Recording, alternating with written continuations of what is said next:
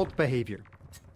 The most complex behavior we built for Half-Life 2 was the assault behavior, which is used throughout this section of the game.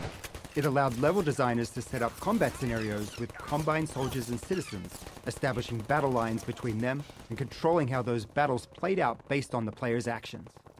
NPCs involved in an assault would try to find smart firing positions and use cover based on the battle line's location. As the player advanced down a street, they might push the battle line forward, causing allied citizens to advance while enemy soldiers fell back. Alternatively, a player might need to knock over some Combine turrets or take out a soldier behind a barricade to move the battle line forward.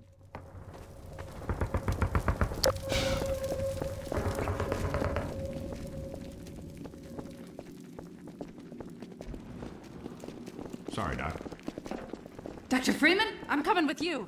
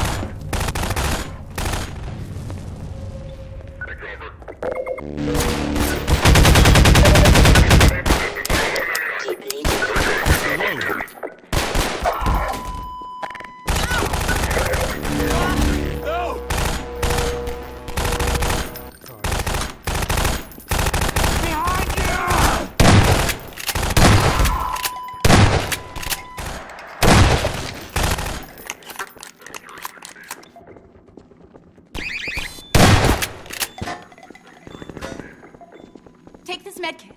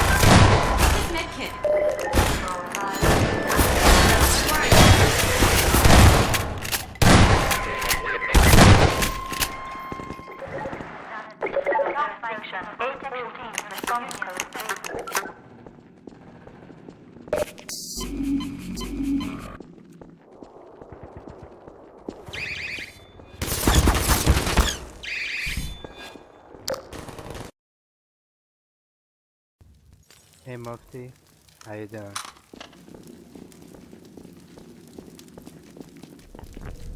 Cover me while I reload. We were looking to join you, Dr. Freeman. Cities. One of the trickier challenges in this section was figuring out how to give the player the sense of being in a sprawling city, when our performance budgets wouldn't allow us to render anything like one. This led us to focusing on tightly packed tenements, underground garages, subway tunnels, culverts, and the like. All places that are in cities, but generally prevent being able to see the horizon. We then supplemented that style of level design with vista locations, where the whole space is dedicated to providing an expansive view to the player. In those, we could devote our entire performance budget to the view, and not have to save any of it for enemy AI or combat.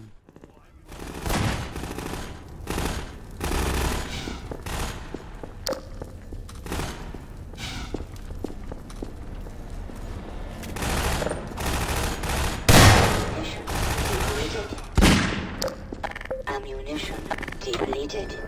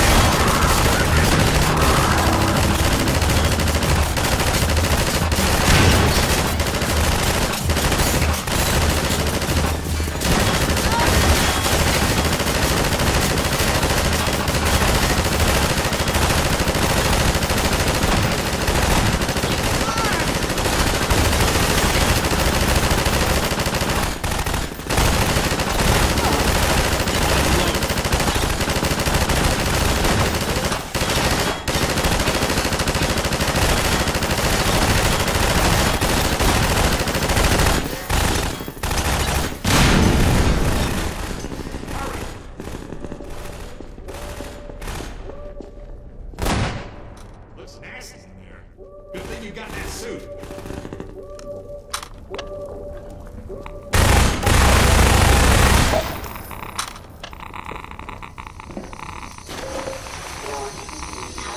Radiation levels detected.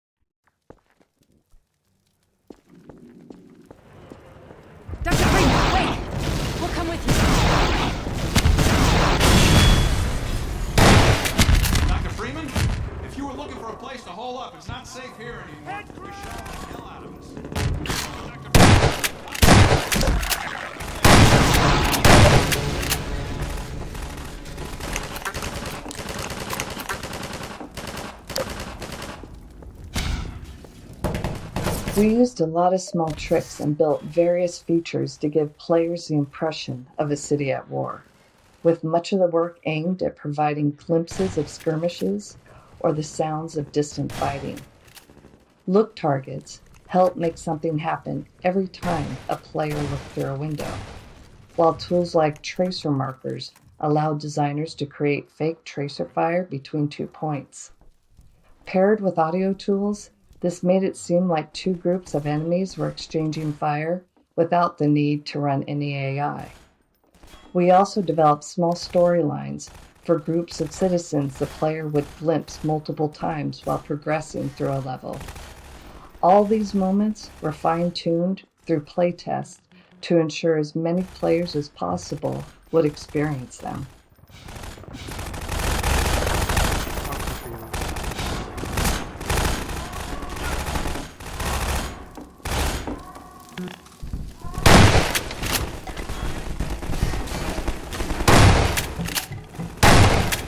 Which way?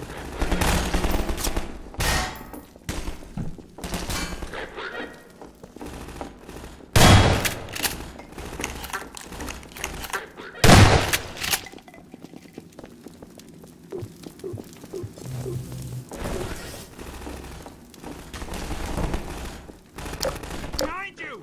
Gotta reload.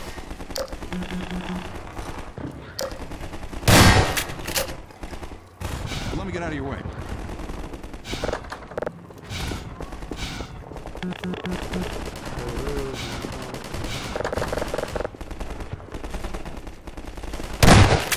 Where do I go?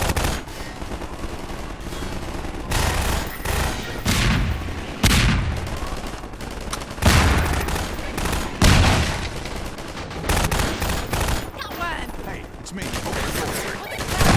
Password. Fine. Sorry, Doc. Wait for me, Dr. Freeman. I'll come with you.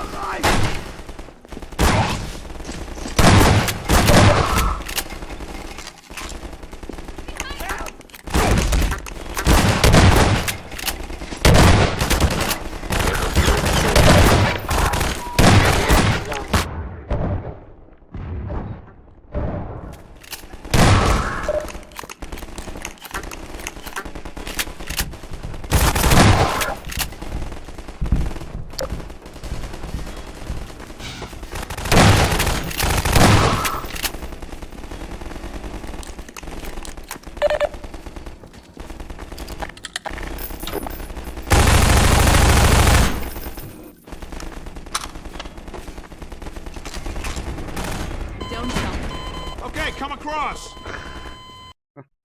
We used a lot of small tricks Oh and my built goodness. various features to give players the impression of Why a city you at kill me war, like that? with much of the work aimed at providing glimpses of skirmishes or the sounds of distant fighting. Look targets help make something happen every time a player looks through a window, while tools like tracer markers allow designers to create fake tracer fire between 2 points. Paired with audio tools, this made it seem like two groups of enemies were exchanging. Ah! I'm hurt. Help!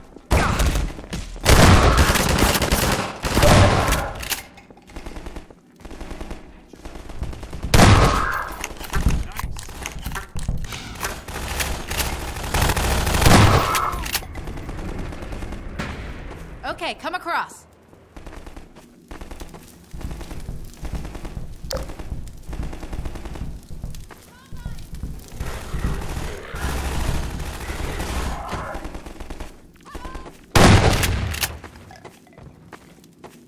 I've got to stay here in case anyone else needs to get across.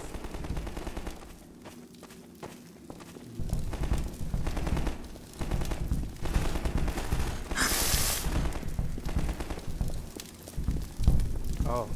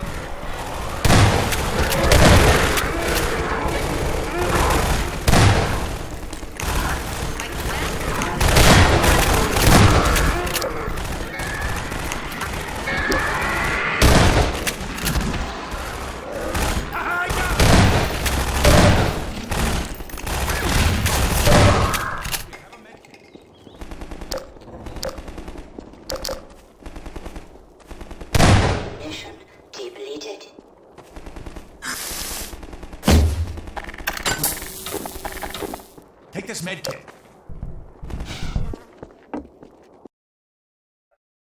What a mess.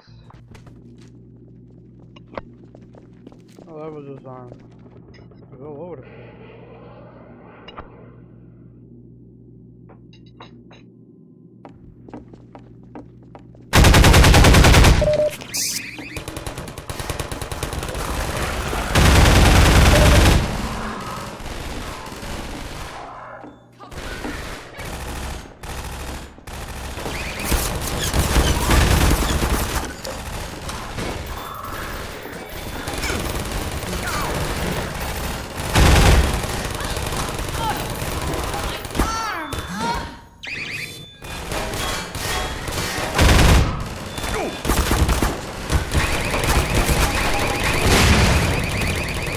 Gordon! I had a feeling I'd find you here. I've got Dr. Kleiner in a safe spot. Now we can join up with Barney. There's a command center downstairs. I'm hoping to find information about generator locations. Ready? Let's go. Let's go.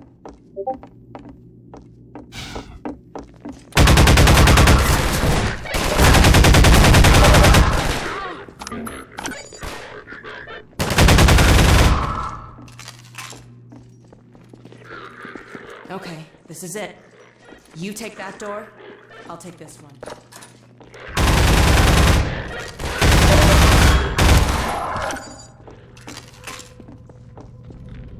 Well, we're in luck. There's a generator in the square outside. We're trying to disable as many as we can to loosen the Combine's grip on this sector.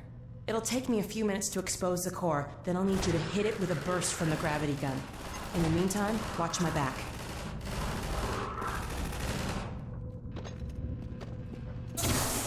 You were amazing back there, Dr. Freeman. I feel sorry.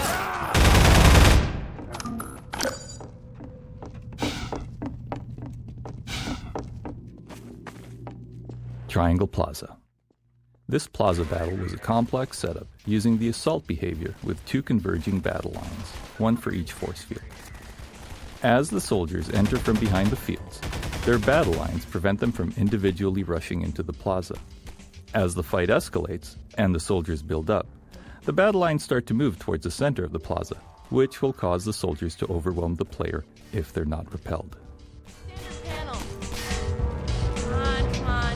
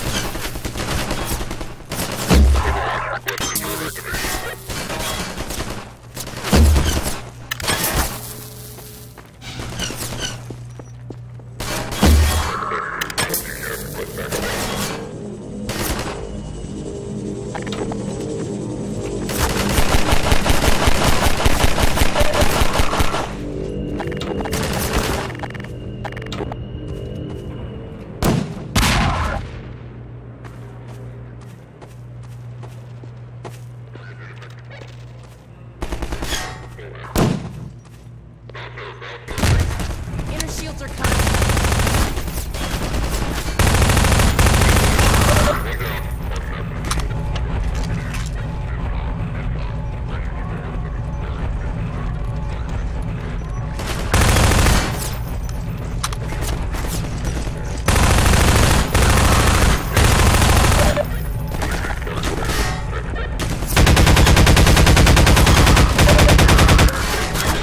Depleted. That's it.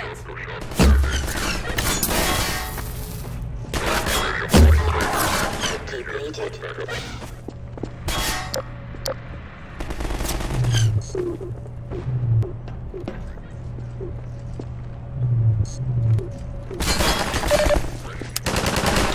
Okay.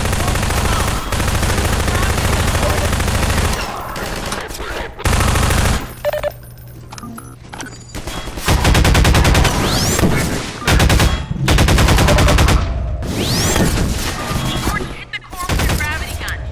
Come on, Gordon, get the core assault.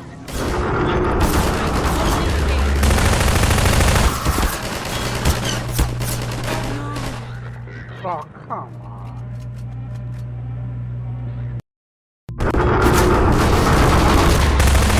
Barney should be on the far side of that canal. Well, there used to be a bridge here. Let me see if I can scout a new path. Ah, wait for me here.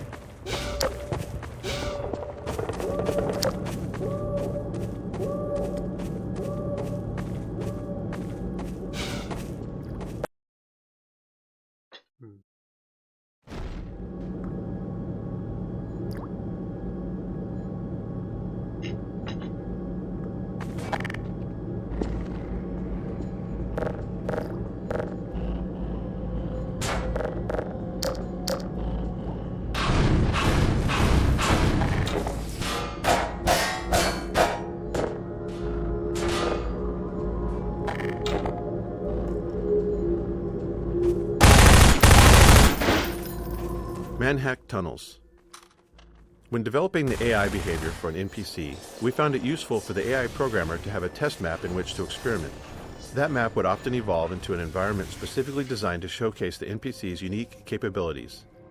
Later, when the AI was ready for use by level designers, the test map served as a valuable point of reference. Without it, designers could accidentally build scenarios that made an otherwise interesting AI less engaging. In some cases, we were able to incorporate these test maps directly into the game. This small section, for instance, started as the tunnels used to develop the Manhack's AI.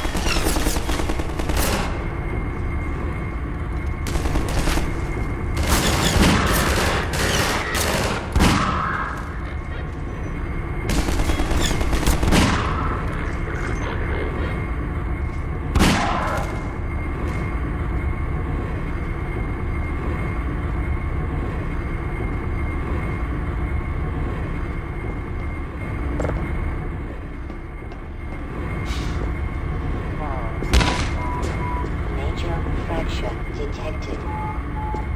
Informatic medical systems engaged. Morphine administered.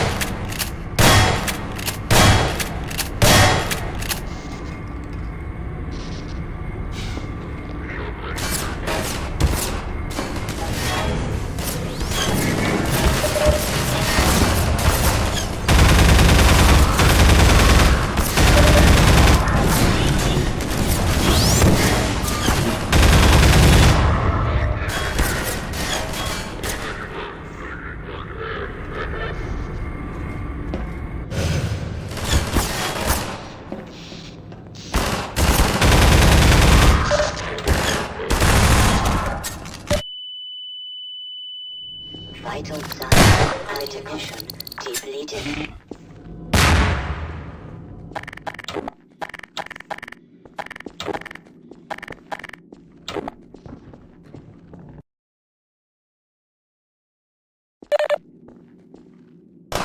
Dr. Freeman! Barney said you... Sniper streets. These sniper-filled streets are where we developed both the enemy and the core of the experience we hoped players would have. We knew we wanted the sniper to shoot things near the player, so we first focused on finding a variety of interesting targets for them to hit. We found it worked well if we used the player's view as a factor in selecting objects. The sniper's always-on laser sight meant that players had a constant indicator of the sniper's attention, so having it drift to a target that the player was looking at felt really responsive and provided great moments of tension. Sniper Streets 2. Bullets in Half-Life 2 don't actually follow a flight path. They arrive at their target instantly. But for the sniper, with its slow rate of fire and the player's close attention to every shot, we wanted to simulate bullet travel. This approach also worked better with laser sight, where the sight flicks off and the bullet lands shortly after, depending on the distance to the sniper. However, this change introduced a new issue. We didn't want players to just sprint down the streets to evade shots, so the sniper had to lead a moving target, predicting where the bullet should hit. Predicting the player's future position was tricky, as players can change direction much faster than would be possible in the real world. So we added extra checks to catch behaviors like players quickly tapping left and right as they ran. Sniper Streets 3. One feature we tried in these streets was suppression fire. Many players hunker down at the end of the street, would fire a burst at the sniper's window to see if it had any effect. So we experimented with making the laser sight flicker off briefly, giving players a moment to relocate. But after a number of playtests, we encountered two issues. First, it disrupted the tense move and hide gameplay we aimed to create with a sniper. Sprinting while firing wasn't much different from other actions we asked of the players in City 17. The second, more subtle issue was that players who discovered suppression fire first assumed it was required and would burn through ammo fast. If they ran out halfway through, they'd often give up, thinking they'd failed. If they made it, they'd frequently be left with no ammo. On the other hand, players who completed the scenario by stealth used almost no ammo at all. This resource gap between approaches made it near impossible to balance ammo for the sections that followed, though it didn't make it into the final game. Like that! Over here!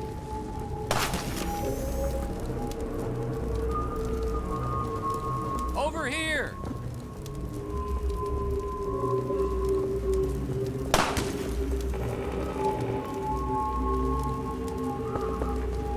Over here!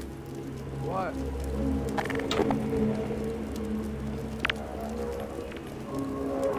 Over here! Gordon, I can't move. These snipers got me pinned down. Gordon, lob a couple grenades. That'll clear them out.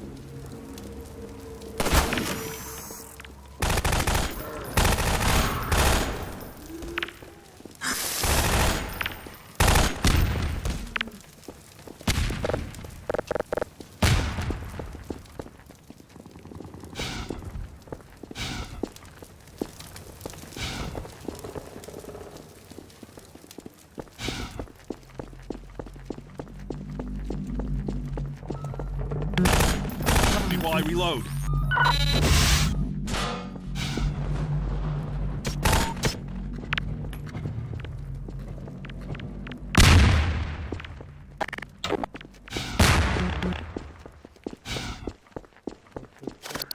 Get down!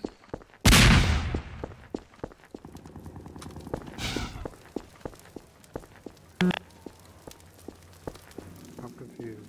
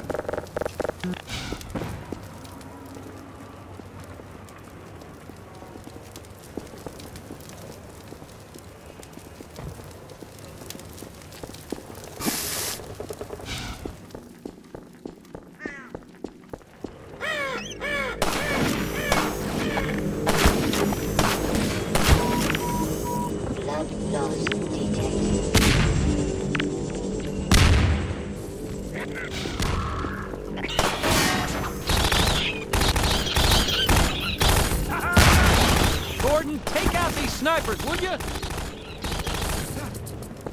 How about a grenade, Gordon? You're quite the returning hero these days, Gordon. All right, thanks, Gordon. Now let's clear out of here. I'm hurt.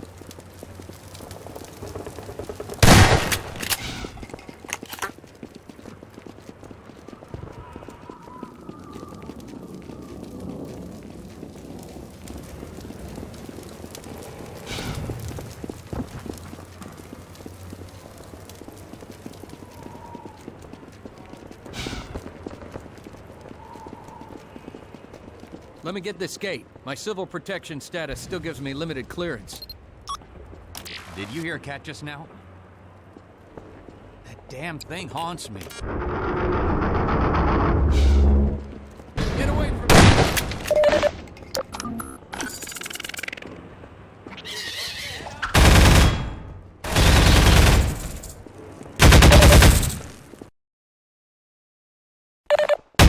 Ammunition depleted.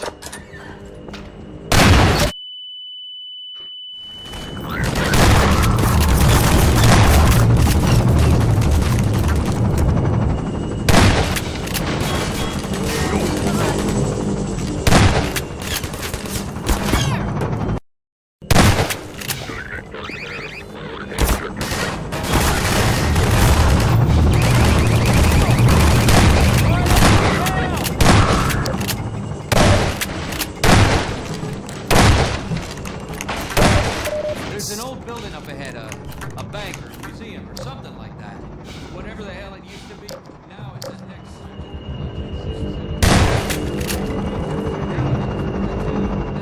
Huge suppression device. It's raining down hell from the roof of that place. There it is, the Overwatch Nexus. Looks like they're mobilizing big time. You can sort of see the gate from here. I'll show you when we get to street level. Get in that building to open the gate. Even then, the suppression device will, suppress anyone coming through unless we shut it down. Then let's go! Do what is right. Serve mankind.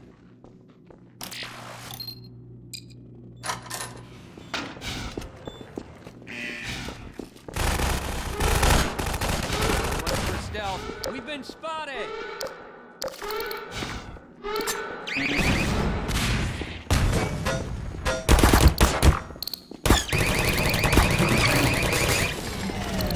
Here, have a med kit.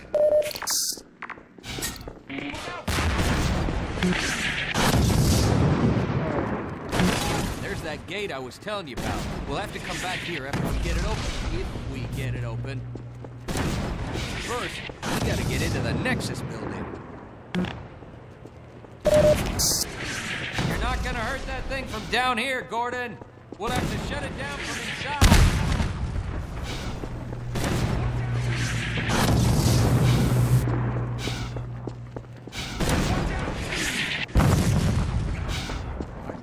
I'm with you, buddy.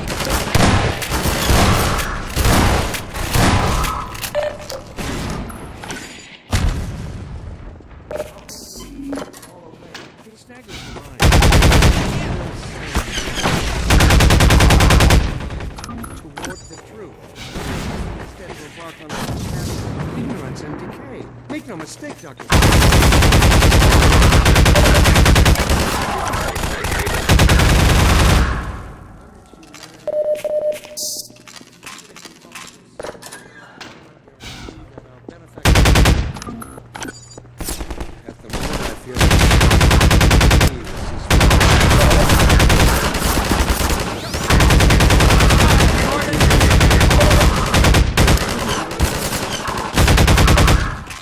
Ensure that humanity's trust is not misguided.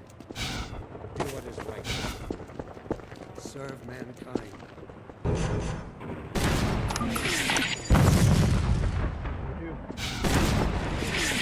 Get out of the way!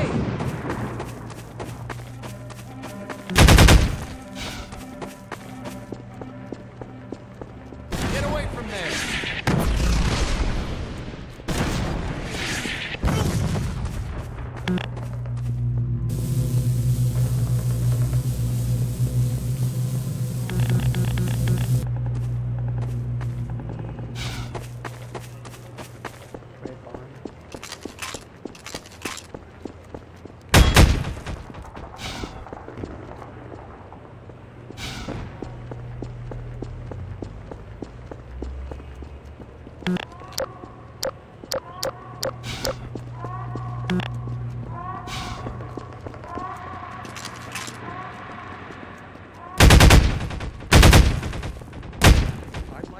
moment to address you directly, Dr. Freeman.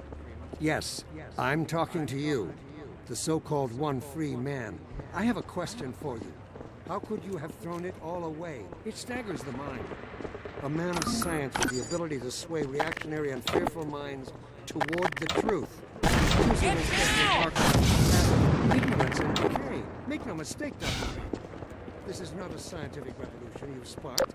This is death and finality. You have plunged humanity into free fall. Even if you offer yourself, that our benefactors would accept it. At the moment, I fear they have begun to look upon me with suspicion. Help me with that.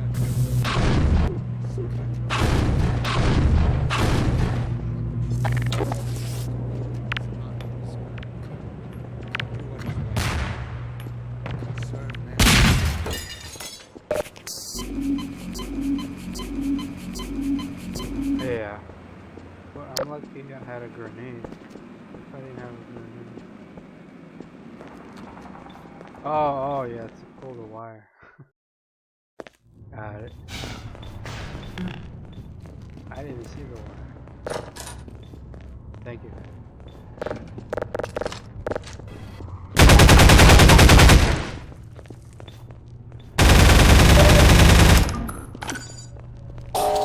Turrets. Hey, you deal with it. Then I'll work the security console. Throw a grenade in there if you've got one. That ought to do it.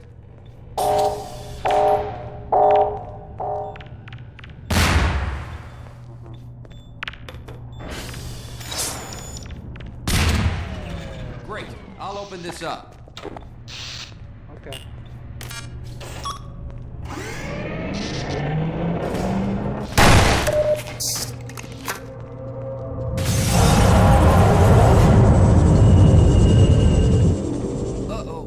Ships.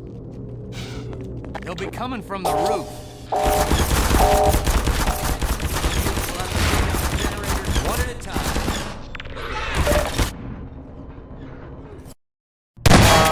I'm being so impatient.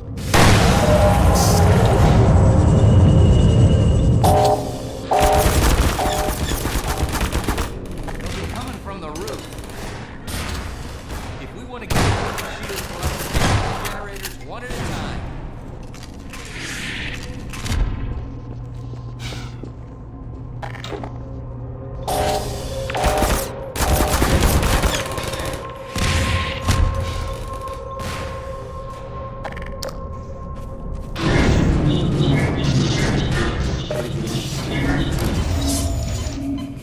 Okay, 2 more generators to go.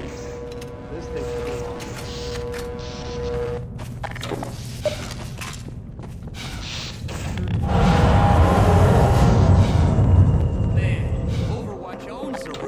That's where we're headed.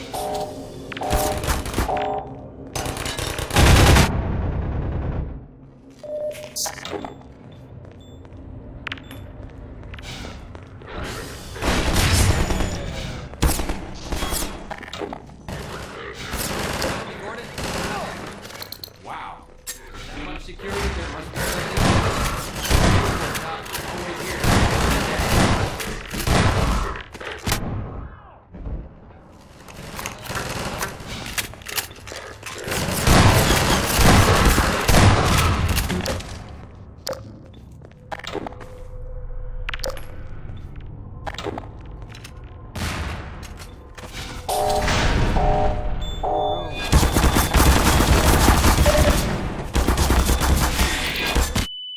Oh, they got me.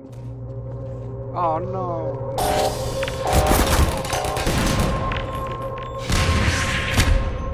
We've got 3 generators to disable. Might as well start with this one. Okay, 2 more generators to go.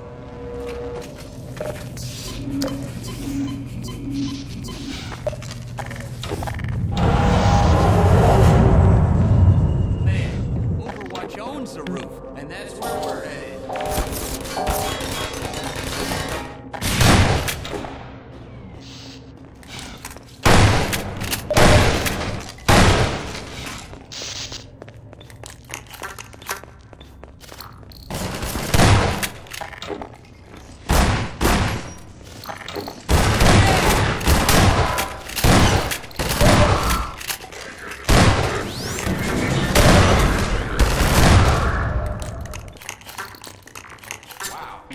that much security, there must be something good in there.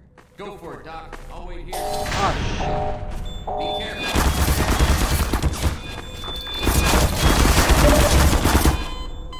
Fucking hell, man. I didn't mean to.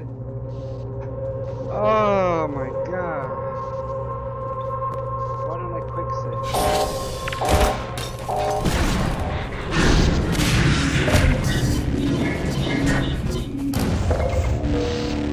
Okay, 2 more generators to go.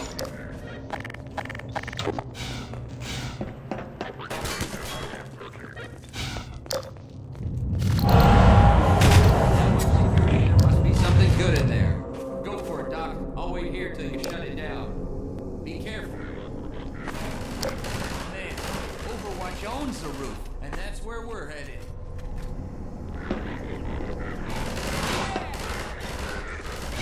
Bye, Barney.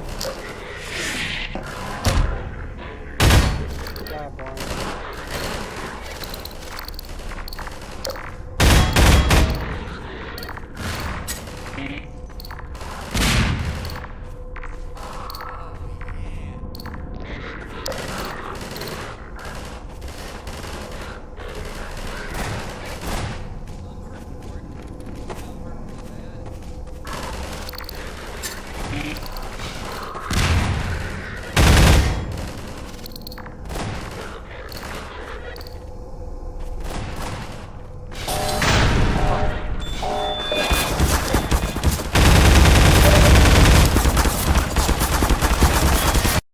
I saved it. What the f—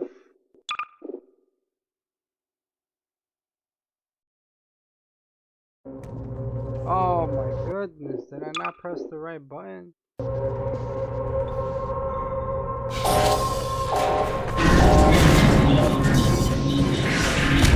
my god, what the fuck? Okay, 2 more generators to go. Not funny, man. I'm sick of this section.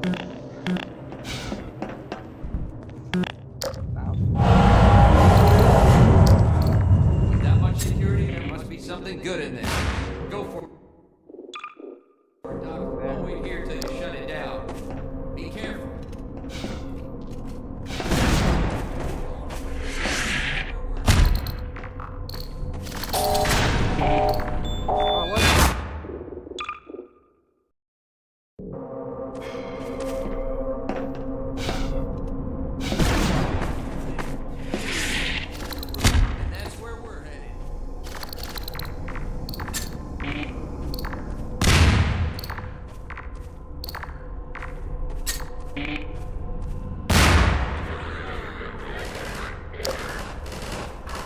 Oh.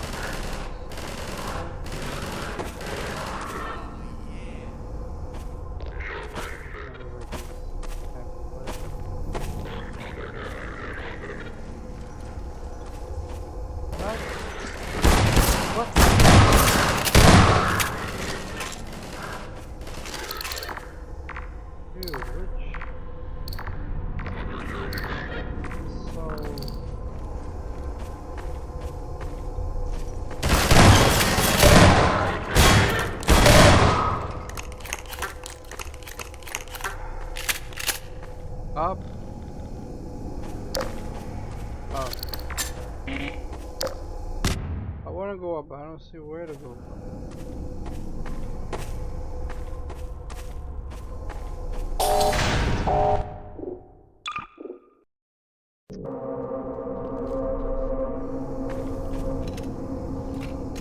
Man, Overwatch owns the roof, and that's where we're headed.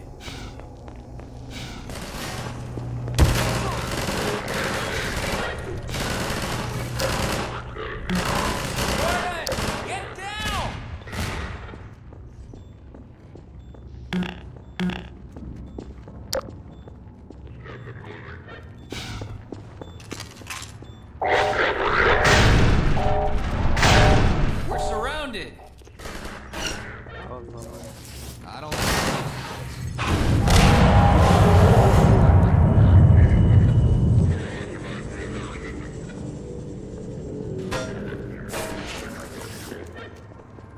Right, well, doesn't matter.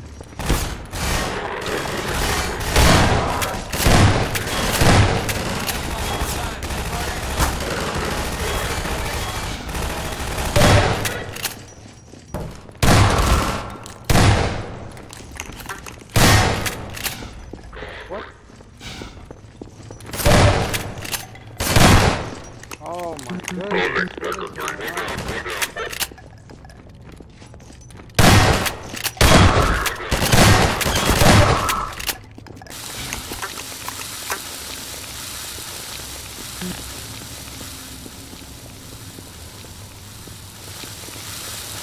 I love waiting. Set some traps for them, Gordon. Oh yeah.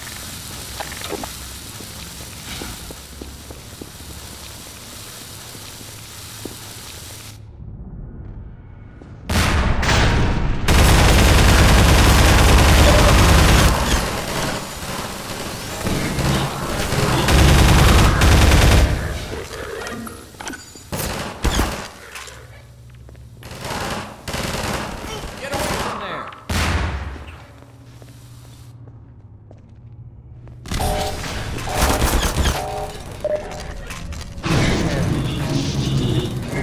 Oh, that's the last one right there. One generator to go.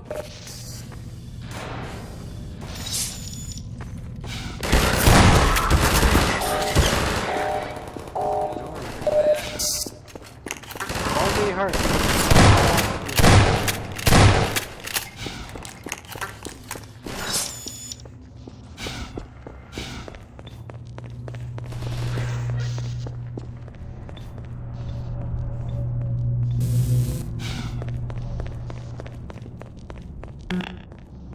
I see. Okay. That's the way to the thing.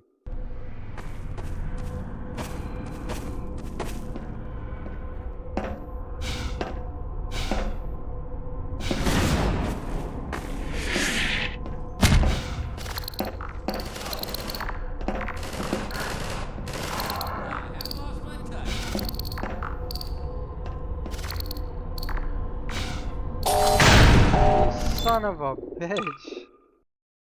Come on, son.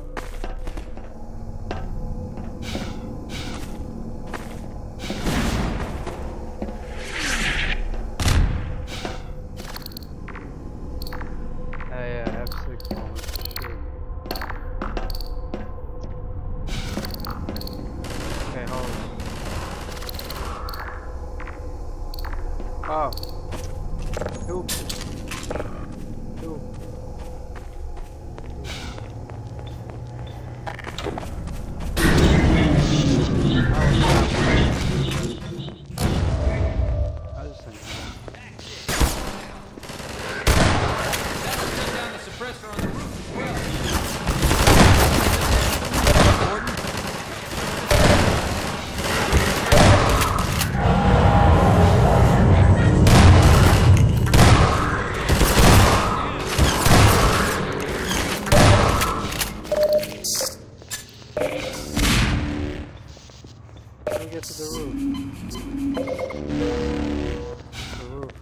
To the roof, Gordon. To the roof, yes. To the roof. Look out! Which way is it? Oh, I forgot it jumps at you.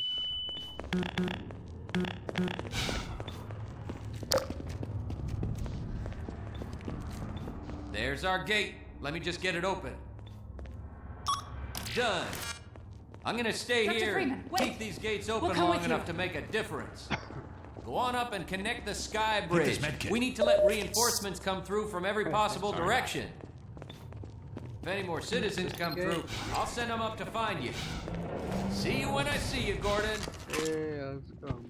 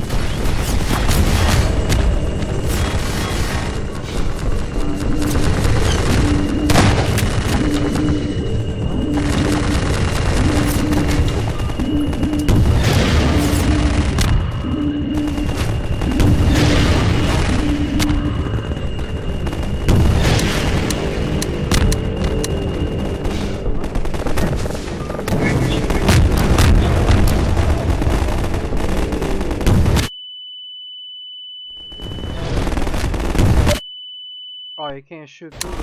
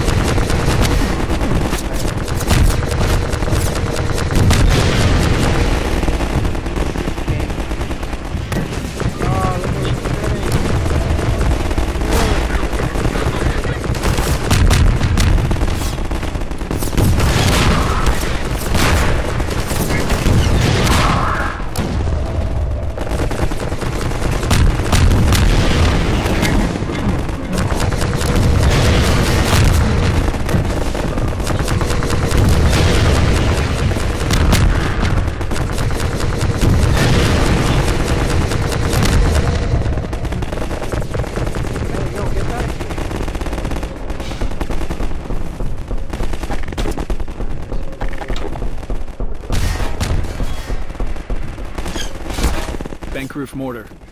By the time we'd built the level track up to this point, it was obvious that it'd be fun for the player to get to use the mortar. I suppose that's the type of thing that should have occurred to us earlier. You think anyone will want to launch the explosives into the sky and have them drop down onto the bad guys? Yeah, I think so too. Anyway, players have spent all this time on the receiving end of it, so it would have been a nice reward to get to serve the Combine some of their own medicine. But as soon as we started to think about it, we realized how much work there'd be. Which, to be fair, is a thought you have every single day when you set out to make a video game. The mortar would need animations and effects now that the player is next to it, and there'd be a fair bit of work to implement a nice escalation of enemies down in the plaza to use it on. But even more fundamentally, we had no interface for a weapon this unique. How would players aim and fire it?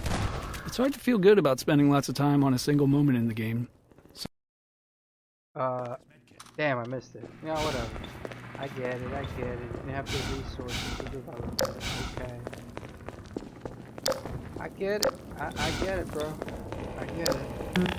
Damn, these Dr. Freeman, levels. since you shut off the suppressor and opened the gate, we can really move people through now. Combine gun. Strider. This area in front of the bank was where we figured out the Strider. When we first saw the concept art for it, we knew we wanted to get it into the game, but there were a ton of questions about how it would practically work. We'd never moved something that size through our game world, and at that scale, it needed to be dangerous, but how would players actually fight it? As with all of our enemies, there was always a question of how we'd get gameplay out of it. What kind of tools would level designers need to build scenarios with it? These were the kinds of questions we set out to answer in our experiments in this map. Strider 2. Iterating on the Strider here finally gave us an experience we were happy with, as players needed to dash from cover to cover, avoiding its fire while hunting for rockets. We wanted players to feel like they were diving into cover at the last second, so we tuned the Strider's stitching gunfire pattern to telegraph impending danger. We also built a system of tracks for the Strider to follow, allowing it to dynamically switch between them to pursue the player or establish line of sight. This setup enabled level designers to carefully align Strider tracks with player cover for a balanced experience. The Strider's leg positioning was driven entirely by code, and its unpredictable movements meant we often had to fine-tune things to ensure it reliably picked a car or troop container when needed. Perf Arena. This arena came with a major challenge: performance. Its size and the combined Strider and Citizen AI pushed our limits here. When we ported Half-Life 2 to the Xbox, this arena couldn't ship without some design adjustments. Preserving the original intent and delivering the same player experience with fewer tools and space was a tricky balance.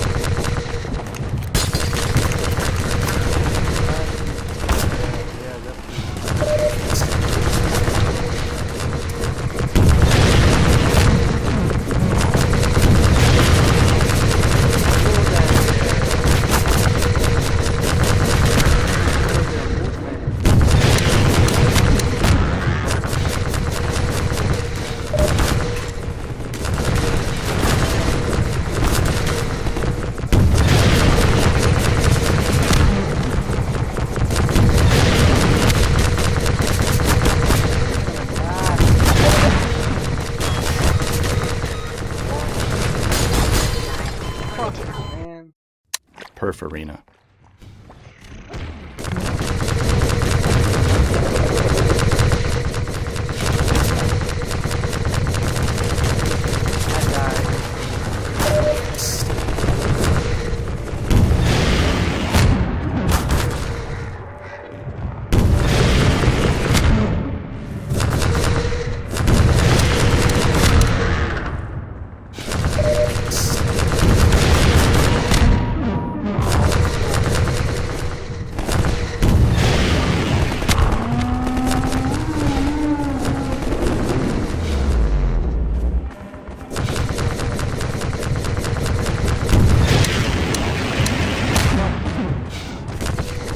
Strider 4.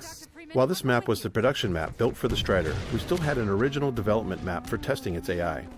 We've always found a lot of value in having a solid test map for an AI, as it allows us to quickly try out new gameplay ideas and tune them easily. If there are bugs or design issues, we can isolate and iterate on them faster. Once the AI features are working well, we transplant them into the production maps for level designers to work with. The Strider's test map included rough outlines of ruined buildings with infinite citizen spawners at various locations and heights to provide a constant stream of targets. This setup allowed us to refine the Strider's AI and stance changes to make it interesting and engaging, even to just sit back and watch it in action. Okay. Now what? Sorry, Freeman.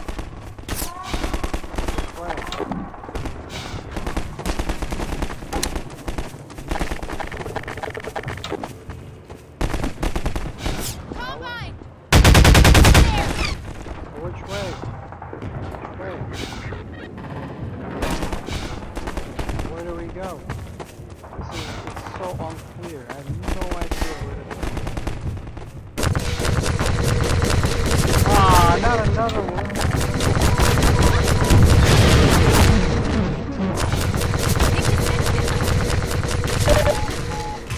Come here, give me the medical attention. No, you died.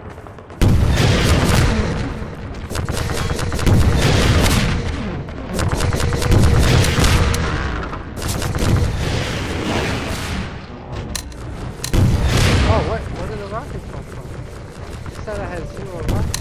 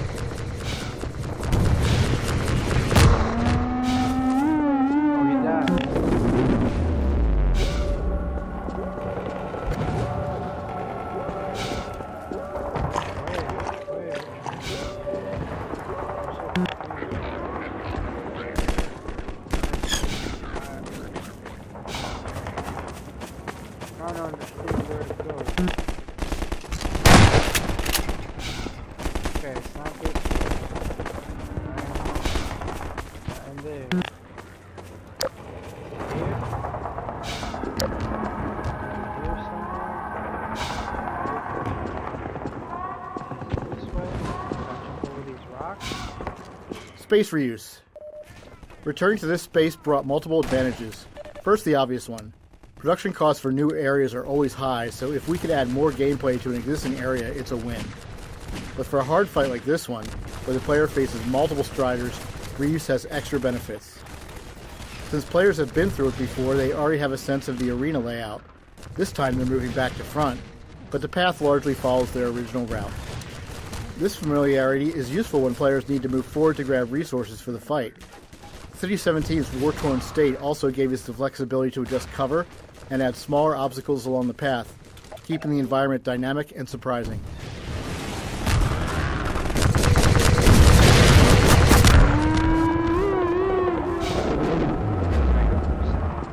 They have that War of the World.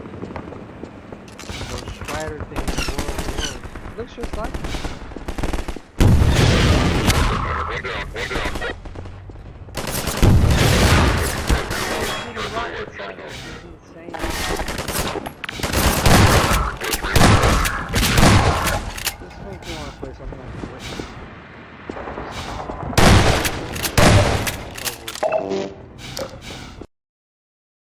I'm trying to get through the rest of this game, man. Forget how much is left. Or at least more, there's less and less content.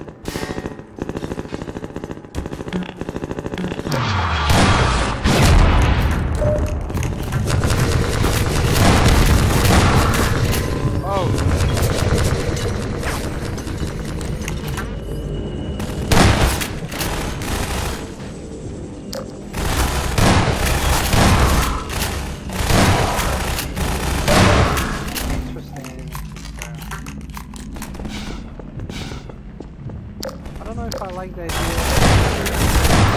trying to add purpose.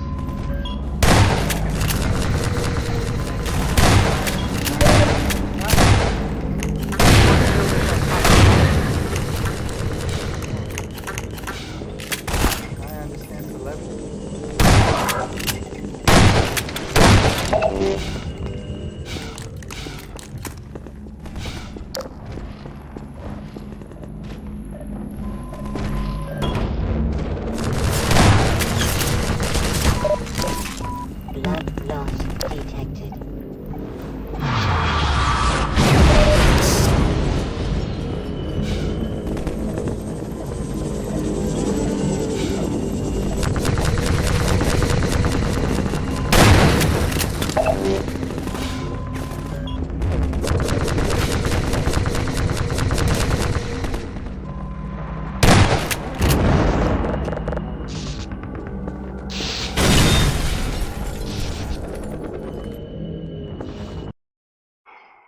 Jeez.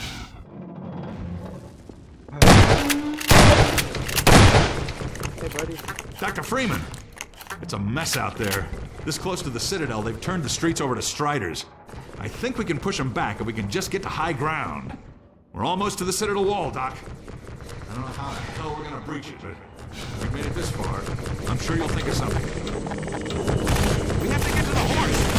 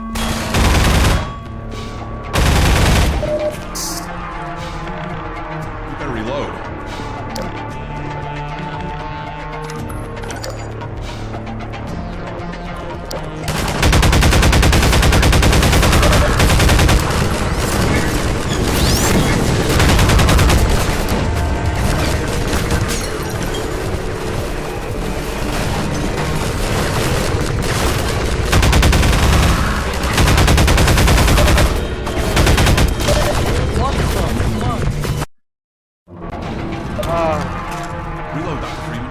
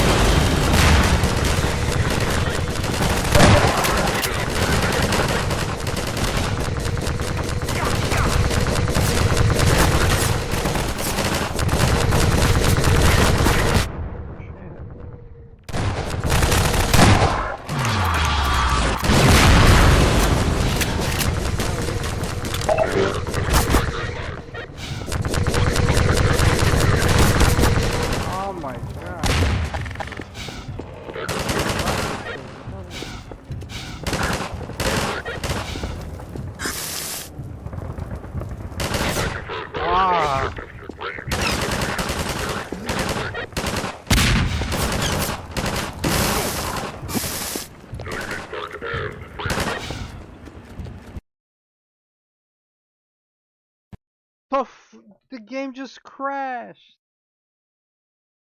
Oh my god. What the hell, man? That I go somewhere I was supposed to go. Oh. Yeah. The hell was that?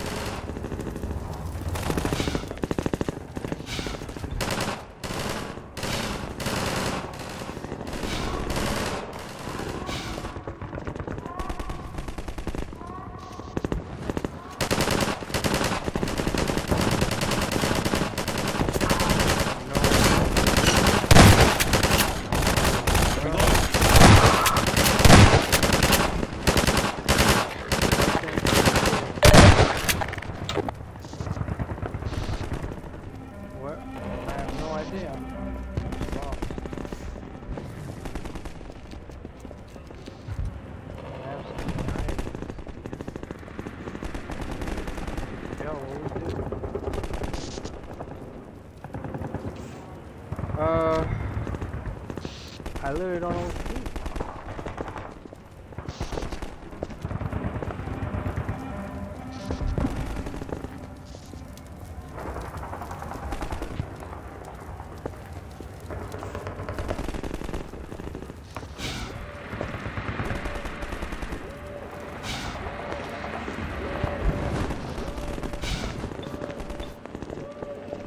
Sorry, Doc.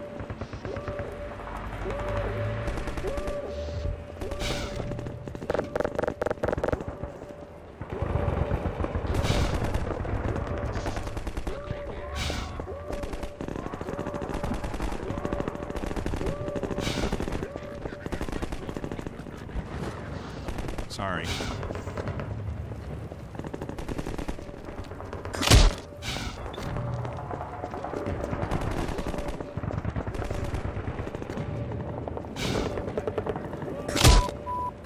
Major fracture detected.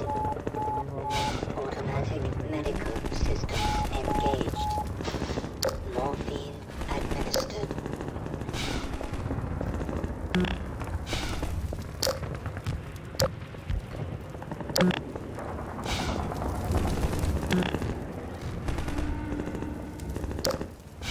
Damn, this game is not aged well.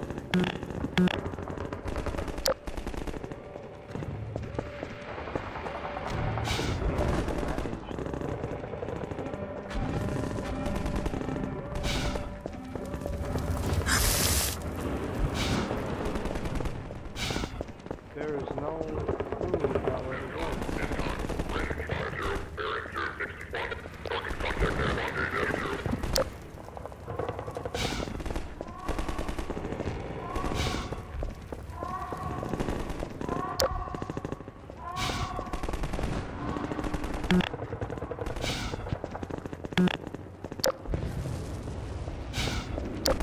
Or you can just walk around and start doing over.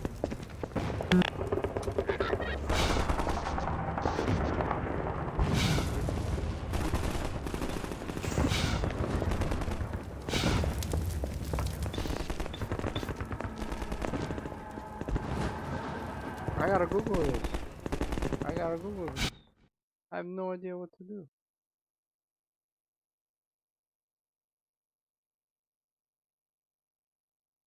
I'm Googling this right now.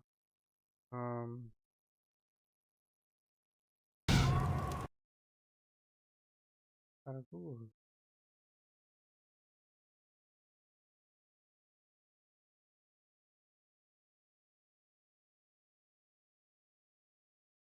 I know I'm not the only one.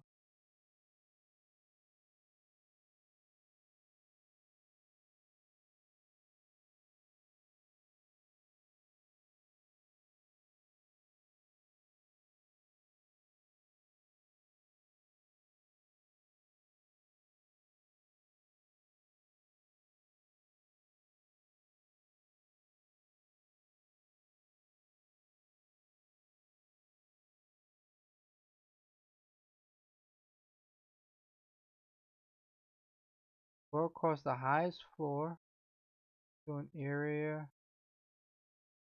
Walk along the rusty metal support beam. What?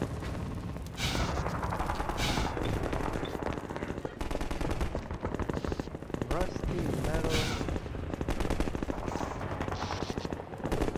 Oh, this is the way? Are you kidding me? That's terrible. They didn't play test this shit. Wait for me, Dr. Freeman. I'll come with you. Hey, Freeman! Hey, boy, dog! Come back here, dog!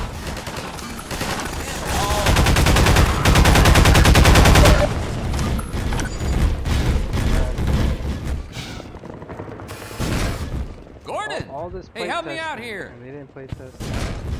Dog came crashing through the plaza, knocking over walls, and I think he's looking for Alex. He seems to have it set in his head that she's in the Citadel. I figured Alex wouldn't want to get any deeper in trouble, but hell, you try stopping it. Hey, dog! Not there! You can't get through that way!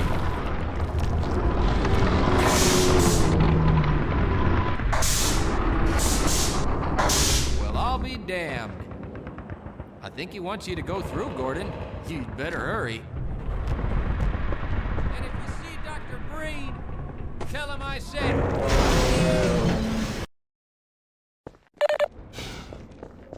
Citadel Steep Landing. The Citadel was built very late in development, and initially we had no clear vision for its gameplay. This isn't uncommon. While game design usually drives our process, big creative choices we make early on, such as the existence of the Combine Citadel, need specific design work done to fit into the final product. After the previous chapter's climactic battle, we thought a different tone for the finale here in the Citadel would feel more rewarding. Even if we wanted to raise the stakes, creating new mechanics and NPCs was too risky this late. Our first plan was to make it a passive narrative spectacle, a train ride through the heart of the Combine war machine, ending in Breen's office. But after we developed that plan, we spent a few days prototyping super gravity gun mechanics, thinking that at the game's end, we could fulfill players' wishes by making them all-powerful, without disrupting the game design's Citadel Steep Landing. The Citadel was built very late in development, and initially we had no clear vision. Citadel entrance. We built the route into the Citadel backwards. The interior geometry was created as an art prototype to perfect the look. We knew you were coming from the sewer pipe in our Street War map and had to create a section of slides and jumps into the Citadel entrance to connect them.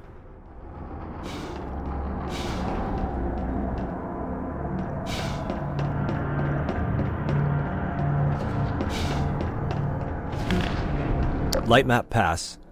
The Citadel interior is relatively simple geometrically, but the Combine metal material and the dramatic lighting help sell the immensity of the structure. Lightmap resolution was increased on important, interesting surfaces, and reduced on ones that were fully shadowed or distant. Also, due to the large size of the Citadel spaces, unnecessarily large lightmap surfaces had a significant performance cost. Near the end of the development, there was a large pass done throughout the Citadel levels to optimize these values for visual interest and performance. This was made easier by a new feature added to the Hammer level editor that would display surfaces with their Luxel density.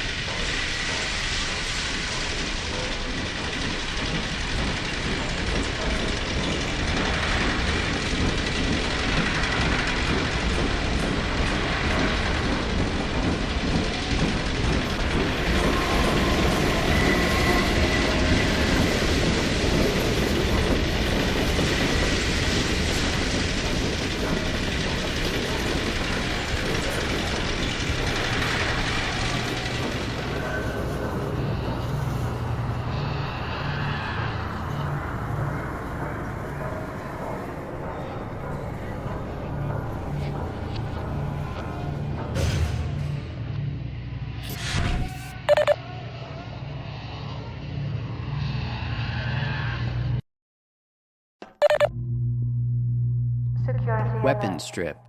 Once we introduced the supergravity gun, we really didn't want players returning to their conventional weapons, so we did the only rational thing. We disintegrated them. It helps to have an inscrutable supernatural enemy like the Combine as the antagonist of your game, because it stands to reason that they could simply just have a disintegrator. Why not? And if, for some reason, we had needed you to have your loadout back in the middle of the level, wouldn't you know it, they also have a reintegrator.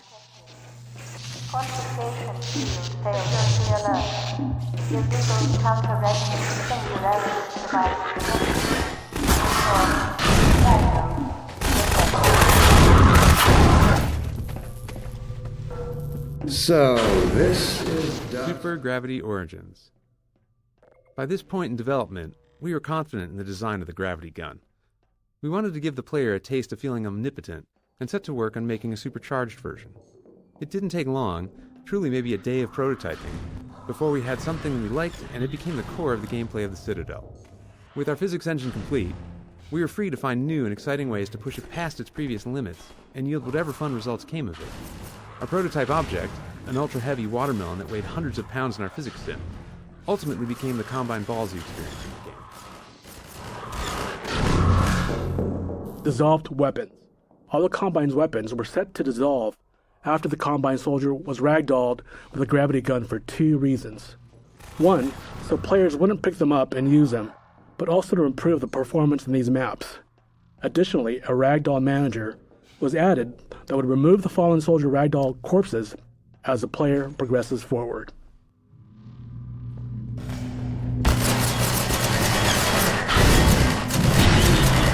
Combine Wall and Balls training. In playtests, players were not noticing that the Combine spheres dissolved the soldiers and why they were disappearing. We initially tried to solve this by making the spheres prefer to bounce towards enemies to increase the likelihood of dissolving kills.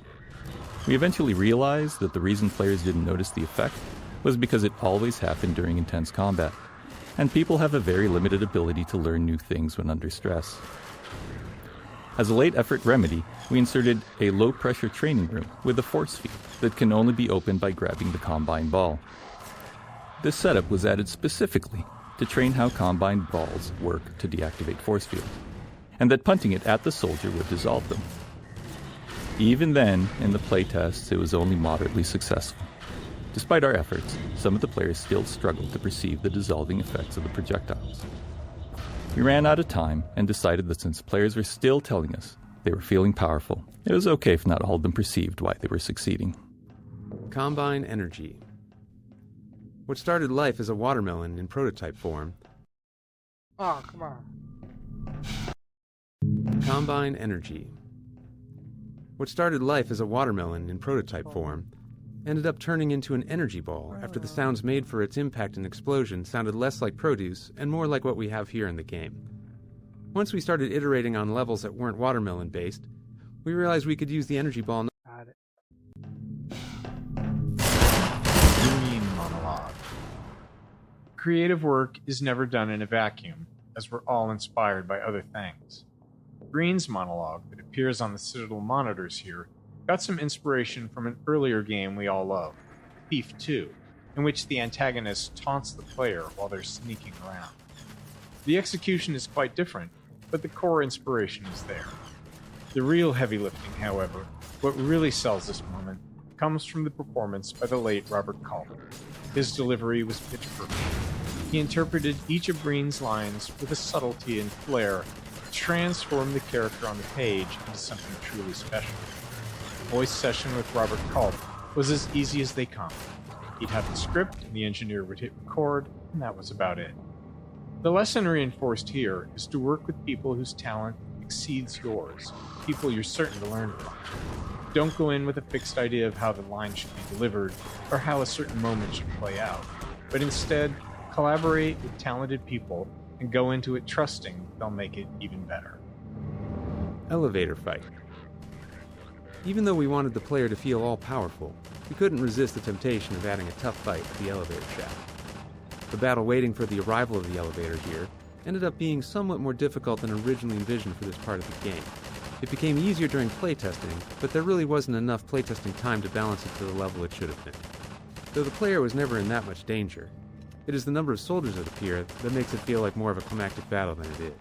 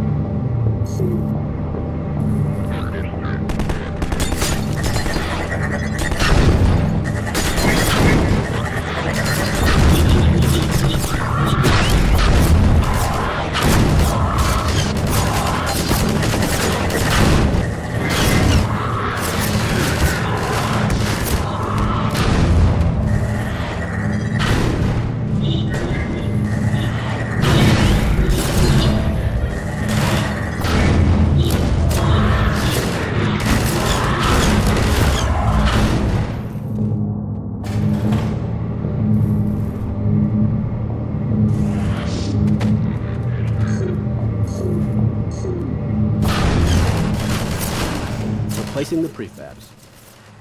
The Combine energy balls are a relatively simple setup, with a force field holding the perpetually bouncing objects. However, during playtesting, there were repeated bugs with the energy balls bouncing around, going rogue, and escaping the force field we set up to contain them.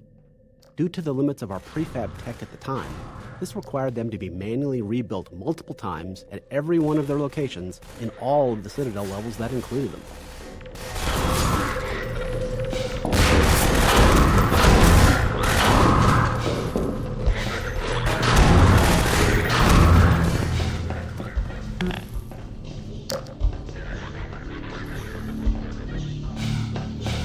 I have laid the foundation for humanity's survival.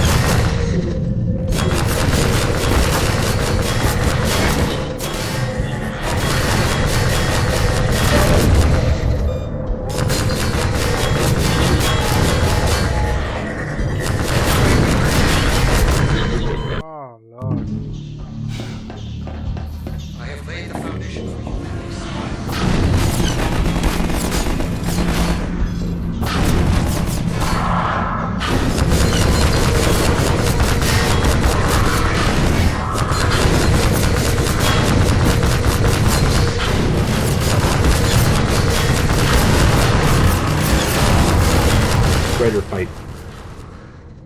One of the original Citadel prototypes included being able to grab the Strider with a super gravity gun. And for a long time, the fight with the Strider was about getting close enough to grab him with the gun. Toward the end of development, we decided that grabbing the Strider made him feel too weak, especially after all the combat against them during Street War. So we replaced the encounter with one where you kill him with Combine balls. Model pieces were added so the Strider could be jibbed and blown apart instead of dragging its body around. This is the only time in the game when a Strider has this effect.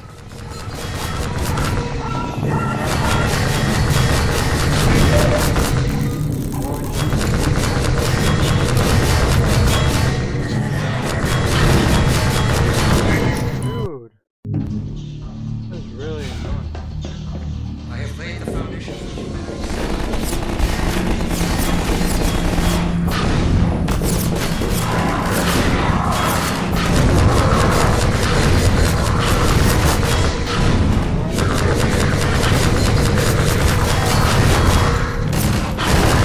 Strider fight. One of the original Citadel prototypes included being able to grab the Strider with a super gravity gun. And for a long time, the fight with the Strider was about getting close enough to grab him with the gun. Toward the end of development, we decided that grabbing the Strider made him feel too weak, especially after all the combat against them during Street War. So we replaced the encounter with one where you kill him with Combine balls. Model pieces were added so the Strider could be jibbed and blown apart instead of dragging its body around.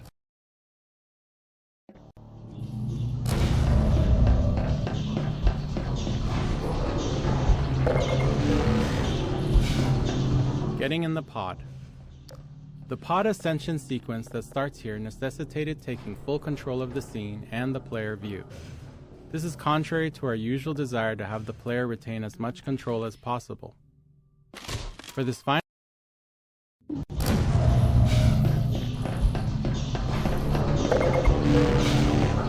Getting in the pod.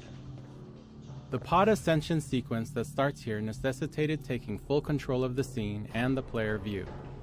This is contrary to our usual desire to have the player retain as much control as possible. For this final step, we felt the trade-off was worth it. The player is so powerful at this point that controlling them was difficult, so we had to disable them. We do still have all the characters in the scene talking to the player, keeping them the center of attention. We also were able to provide some narration through the environment along the way. The train ride through the Citadel starting here contains several adversaries that we had art content for but were cut from the main part of the game. From the safety of your cozy pod, you can see the processing of stalkers and a quick glimpse of the crab synth.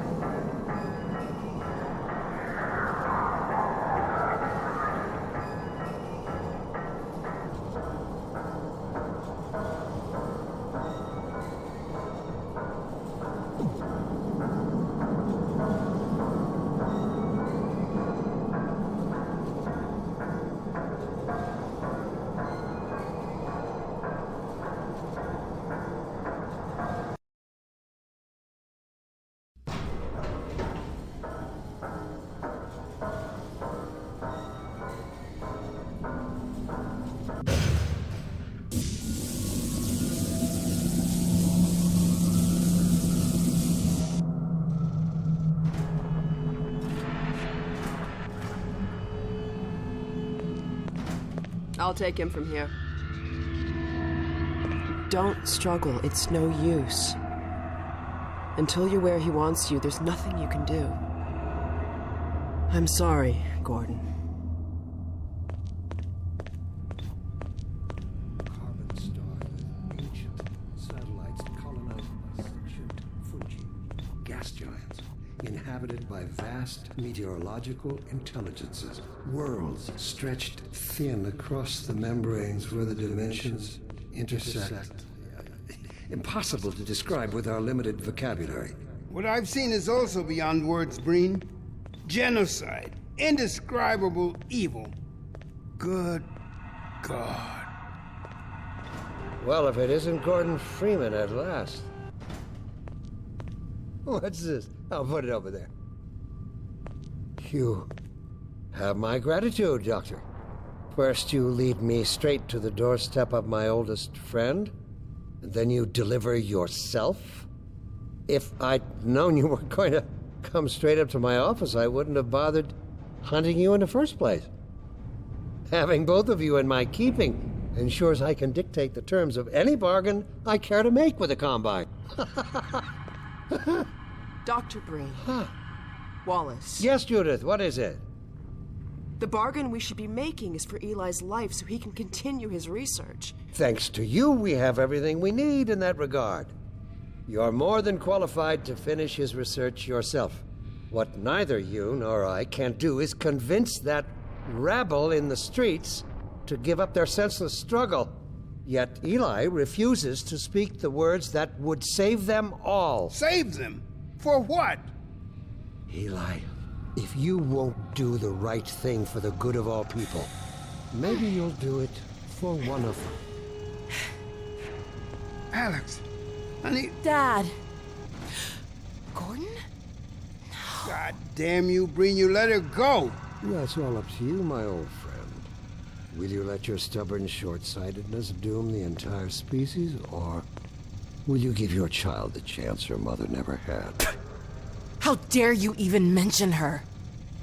Alex, my dear, you have your mother's eyes, but your father's stubborn nature. You haven't seen a bit of it yet. Really? Well, let's see how well it serves you on the far side of a Combine portal. Go ahead, Breen. If that's the worst you can do, send us both through your portal. Oh, it's hardly the worst. But you might find that hard to believe once you get there. It isn't necessary. I agree. It's a total waste.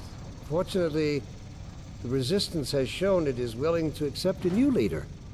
And this one has proven to be a fine pawn for those who control him. No! Don't listen to him, Gordon. How about it, Dr. Freeman? Did you realize your contract was open to the highest bidder? Gordon would never make any kind of deal with you. I understand if you don't wish to discuss this in front of your friends. I'll send them on their way, and then we can talk openly. Don't struggle, honey. Dad, I'm so sorry. Alex, sweetheart. Judith, what do you think you're doing? We're doing what I could never do alone. We're stopping you. Yes. Guards, get in here! They know you betrayed them. They'll turn on you. Judith, Dr. Mossman, please! I'm sorry, Wallace. You're all out of time.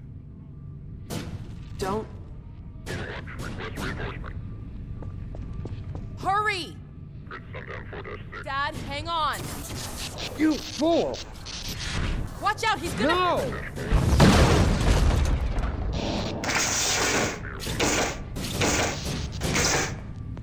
Final scene. Locking the player in a pod for the final confrontation in Breen's office was a bit of a compromise, but it allowed for a focus on the characters that we really couldn't provide elsewhere. All of the characters' arcs reached their conclusions in this scene, and constraining the player to this point of view creates the opportunity for a real emotional payoff, a climactic scene powered by the combination of dialogue, voice performances, and animations. The scene was a challenge to pull off from a production standpoint, setting up the right blocking and motion, getting effective timing and emotional synergy and connection from all of the individual animations and vocal performances that were recorded separately. It took a lot of tuning before it reached some dramatic synergy and really felt like all of the characters were actually connecting. We'd better hurry, Gordon. Gordon, we haven't known each other very long, but I know you didn't have to do this. I had to rescue my father, but you... Well, thanks for coming after me. It's me you should be concerned. Hey, listen. I can still deliver. That's him. But not without your help. The portal destination is untenable. Surely you can set the relay elsewhere. There's no way I can survive in that environment. A host body? You must be joking. I can't possibly... There he is. Oh, all right. Damn it, if that's what it takes. Just hurry. He's right behind me. Oh, shit.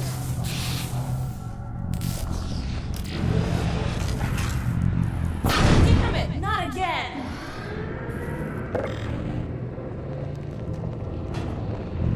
Gravity gun. He doesn't have a clue, does he? I wonder where he's going. Oh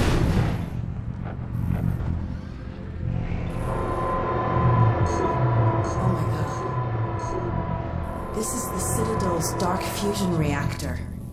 It powers their tunneling entanglement device. We'll never have a chance like this again. We've got to stop Dr. Breen.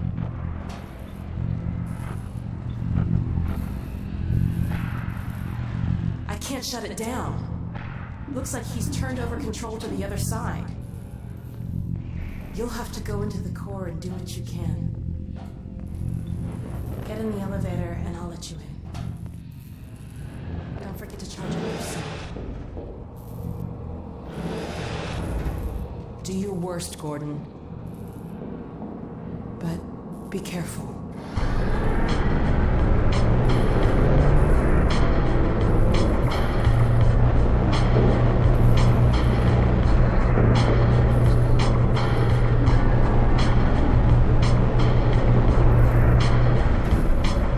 Endgame Scramble. There was originally a significantly larger choreography scene slated for the end of the game. However, the choreo team was very busy with the huge amount of storytelling work remaining throughout the game. To take some of the work off their plate, the Citadel Gameplay Cabal was asked to instead create a gameplay challenge to wrap up the game. It could be a puzzle, combat, anything. The resulting Breen boss battle leveraged existing Super Gravity Gun game mechanics and a small amount of custom choreography to create a finished product in a very short amount of time. Will be destroyed in every way it is possible to be destroyed, and even in some which are essentially impossible. What the hell? Oh no, Combine soldiers. Where did they come from?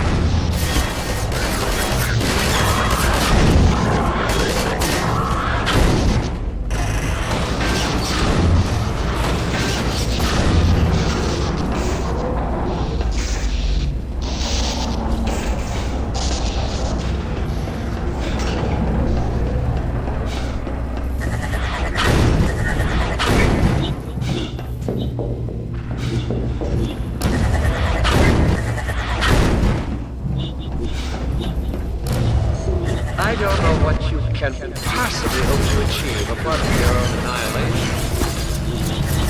Don't listen to him, Gordon. I warned you this was futile. He's bluffing, Gordon. Don't listen to him.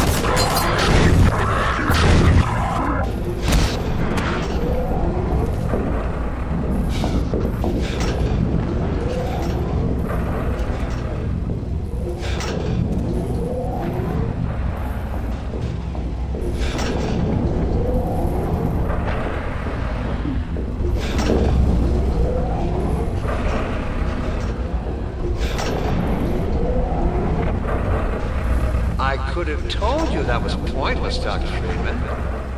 Go, Gordon!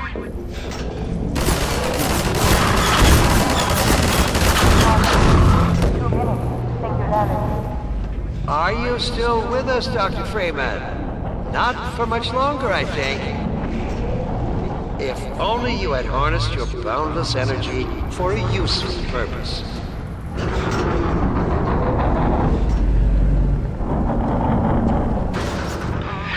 Combine portal effects. A key part of our development process is the way that any team member can contribute their skills to any part of the game. Once the final battle gameplay was solid, artists and visual effects programmers helped elevate the presentation of the portal to the Combine homeworld and the stop time effect at the very end of the game. A refractive shader similar to what we use for water was used for the Combine portal effect.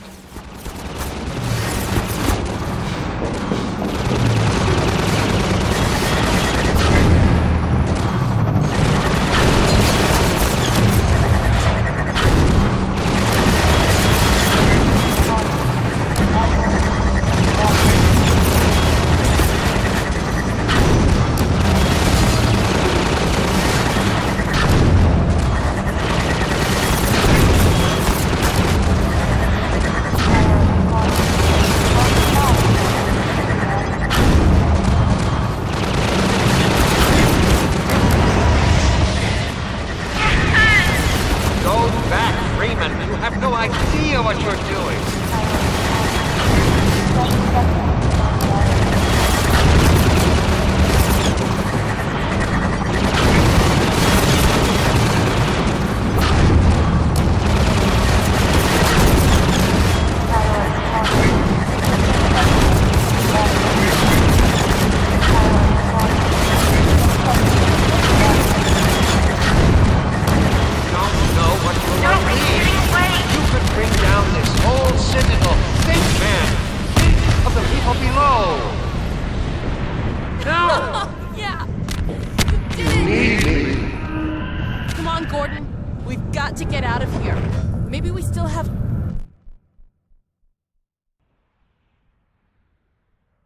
Time, Dr. Freeman?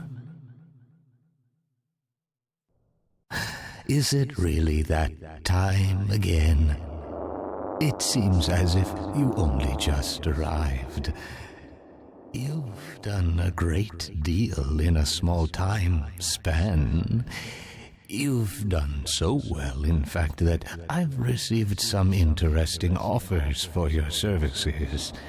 Ordinarily, I wouldn't contemplate them, but these are extraordinary times. Rather than offer you the illusion of free choice, I will take the liberty of choosing for you, if and when your time comes round again. I do apologize for what must seem to you an arbitrary imposition, Dr. Freeman. I trust it will all make sense to you in the course of... well, I'm really not at liberty to say. In the meantime, this is where I get off.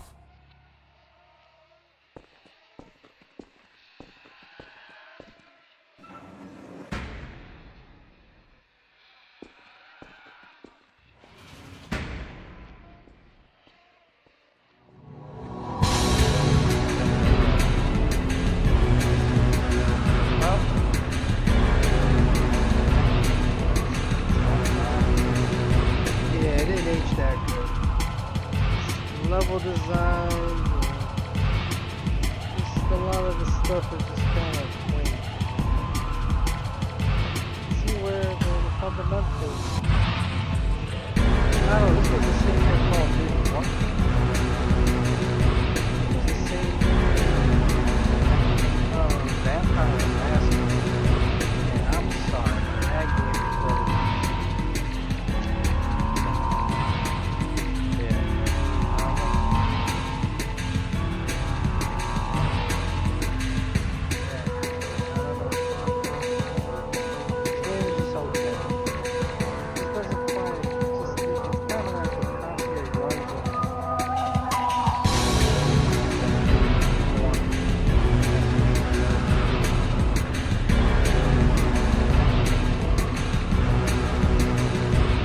Anyway, yeah.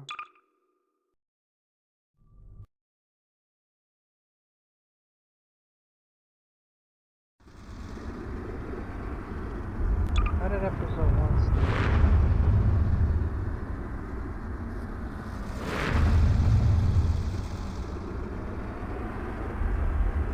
Alright, whatever. Let's just see how episode 1 started. I forgot how it started. What was the process?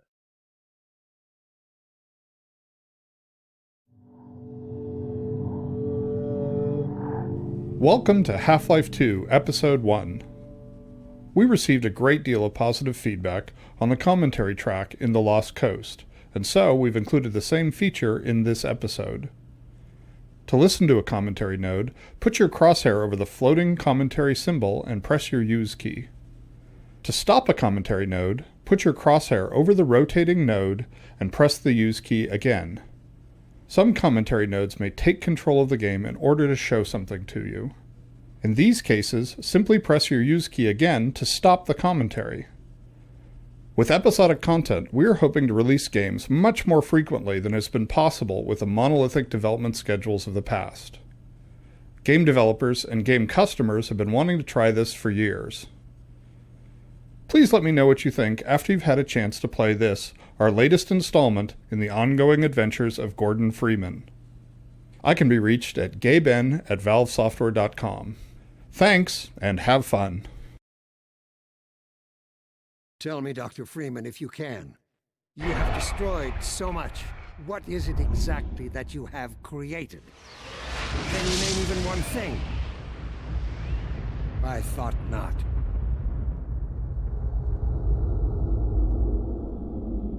We used an upgrade of the refract shader from Half-Life 2 to make the Vortigaunts warp into the intro. The major difference is that this time we are only refracting pixels that come from the Vortigaunts themselves. We placed a large sheet of refractive geometry in front of each Vortigaunt to achieve this effect. This intro sequence establishes some important initial pieces of Episode 1's story and setting.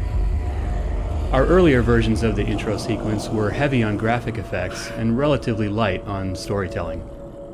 When we showed those early versions to playtesters, they thought it was cool, but rarely had any idea what was supposed to be happening. We went through several iterations, each time simplifying the editing and tightening up the effects. We eventually arrived at a good middle ground between the sort of psychedelic look we were shooting for and basic comprehension of what was actually taking place.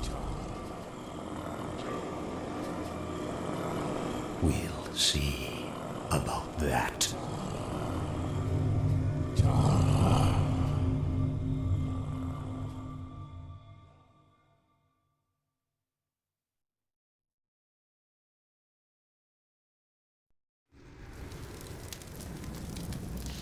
He has to be somewhere around here.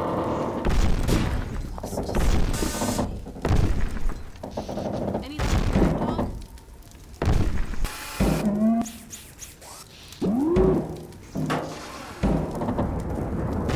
Dog, I think I found something. Drop what you're doing and help me over here. It's already done. Oh my god! Gordon! I was so worried. Hey, the gravity gun. Give it to him, dog.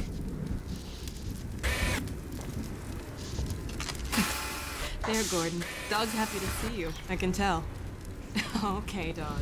Go get the monitor set up so we can check in with my dad. He must be worried sick about us. He was so sure I wouldn't find you here. Alright. The Citadel's really coming apart. I still don't know how we got out of there. The last thing I remember is Green falling. Huge explosion.